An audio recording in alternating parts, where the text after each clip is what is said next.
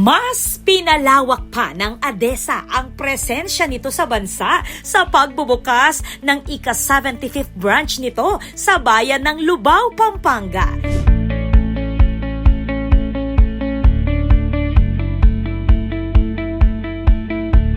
Ipinakikilala bilang your neighborhood-friendly appliance store, dala ng bagong branch ang mas personal at hands-on na serbisyo para sa mga Kapampangan na naghahanap ng dekalidad at modernong appliances. Tampok dito ang iba't ibang produkto para sa smart living mula sa energy-efficient refrigerators at washing machines hanggang sa up-to-date na home entertainment at kitchen appliances na swak sa lifestyle ngayon. Our aim is to have a portfolio of appliances that are up-to-date, modern, especially mga smart living appliances natin para naman maka-keep up with the technology and the times. Also, to provide a lifestyle na nararapat sa panahon natin ngayon. Bukod sa malawak na pagpipilian, prioridad ng ADESA ang easy installment plans at flexible payment options para mas maging abot kaya ang pagbili ng appliances.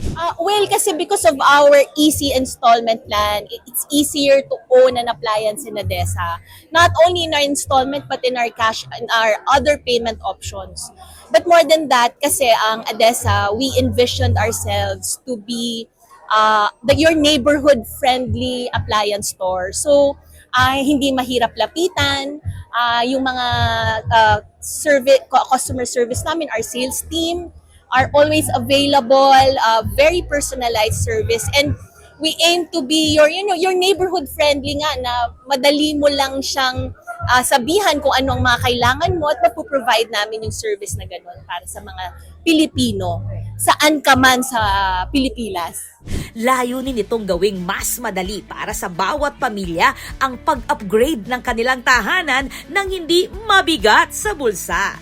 Nais ng kumpanya na patuloy na buuin ang portfolio nito ng mga modern at innovative appliances na akma sa mabilis na takbo ng pamumuhay, practical, stylish at tech-ready. Sa opening day ng Lubao branch, sinamantala ng customer na si Wahini Kanilaw ang mga promo at freebies ng ADESA.